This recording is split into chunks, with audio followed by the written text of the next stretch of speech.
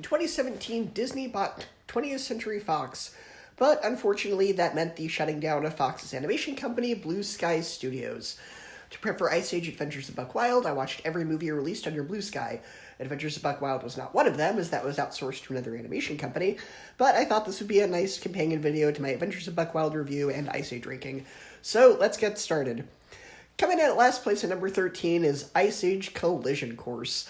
The plot to this movie makes absolutely no sense. An asteroid starts hurtling towards Earth because Scrat was in space and knocked it towards Earth with a spaceship, which makes no sense given the prehistoric time period of the Ice Age films. The solution to this problem is if we put enough pressure on geysers, the volcano will shoot the asteroid back up into space.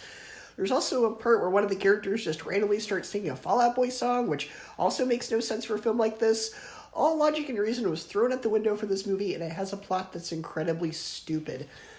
Number 12, Epic, which is frustrating that it's so low on this list because this has the potential to be a great movie with fantastic world building.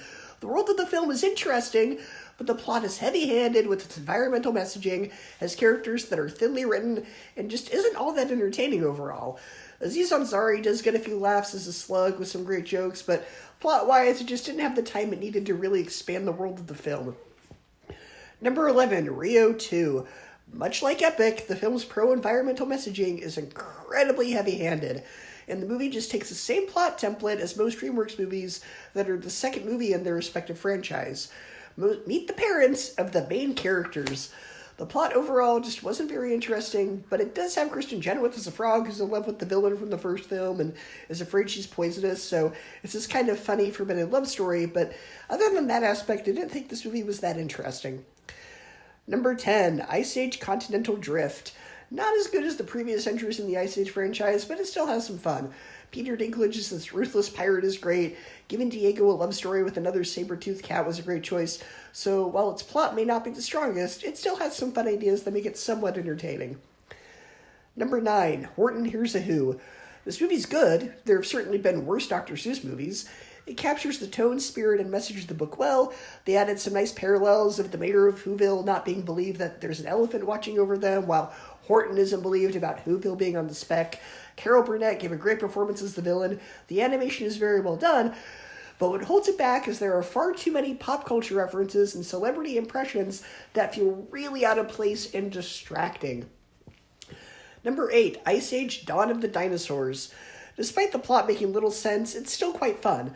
Simon Pegg steals the show as the character Buck and is a really interesting character. Giving Scrat a girlfriend with whom he has this love-hate dynamic with and having to choose between her as Acorn lent itself to some of the funniest scenes of the movie, and it's a movie about dinosaurs, so it's going to be somewhat fun. Number 7, Ferdinand. This movie was cute, it had some nice comedy and a sweet story. I do think it ran a bit too long, and the plot at times was in kind of a dark direction. It did feel a bit like Chicken Run, where the bulls were trying to escape from being sent to a slaughterhouse. I enjoyed the hedgehogs, they were funny. A pretty good movie, but not fantastic. Number 6, Ice Age. Even 20 years later, this is still a pretty good movie. The cast all works off each other really well, the characters are all well written, and Scrat provides some of the biggest laughs of the movie. But what drives me nuts about this movie is this is the only movie in the Ice Age franchise with humans. Where did the humans go after this movie? It's never explained. Number 5, Ice Age the Meltdown.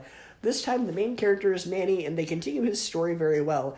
It's revealed in the first film that his wife and kid were killed, so he's become sort of closed off to everyone.